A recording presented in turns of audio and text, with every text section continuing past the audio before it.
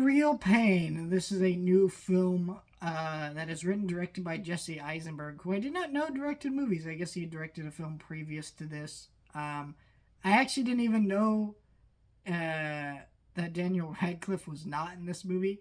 I say that because Kieran McCulkin, I think I'm pronouncing that guy's name wrong. He's our other co-lead in this movie next to Jesse Eisenberg.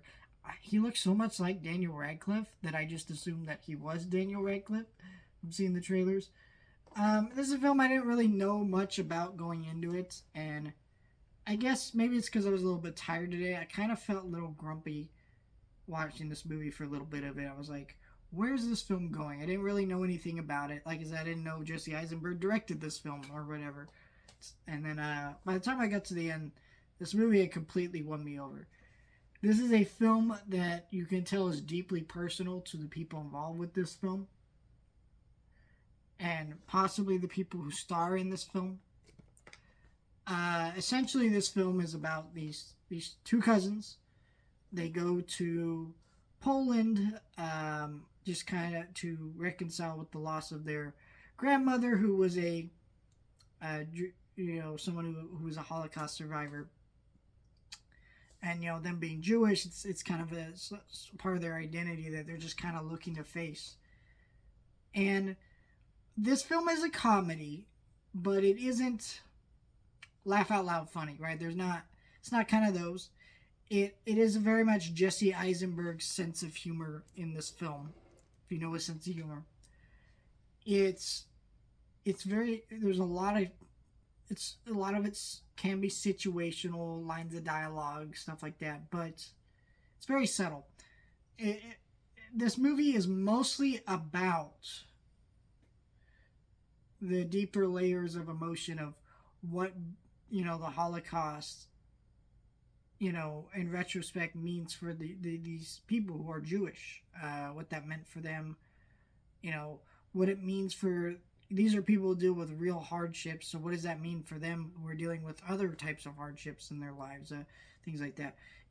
That's hence the title, A Real Pain, right? What is real pain? That's kind of the question of this movie that is explored throughout this movie. So at certain points, I didn't really like Jesse Eisenberg's cousin. He gave a great performance, though. But as more and more as the layers were kind of peeled back with that character, I grew to understand him more and feel for him. And it's a great performance, and I can see why people were talking Oscar nominations for him, and I think he absolutely would deserve it.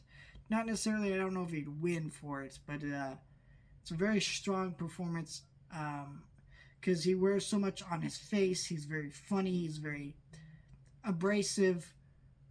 There's a scene where Jesse Eisenberg's at dinner with these people saying something his grandmother said about living in your mother's basement, and you can just, he laughs it off, he burps, but you also feel the pain in the way he's saying things and his mannerisms.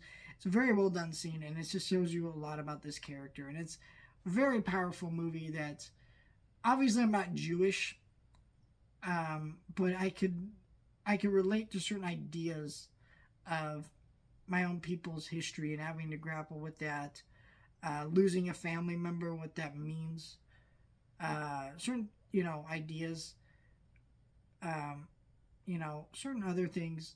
But I think definitely if you're Jewish, this is a must-see. I think you might actually relate to it quite a bit.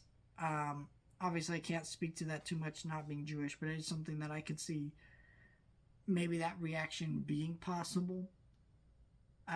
It is a very good movie. It's it kind of didn't do so great this weekend. I know the theater I saw it at, we're removing it this week. I think I don't know if we're removing or just cutting it down to one showtime. Regardless, it's not going to be around very long. So if you were curious about this film, I recommend seeing it while it's still playing. It was a very good film. Very emotionally impactful and rich.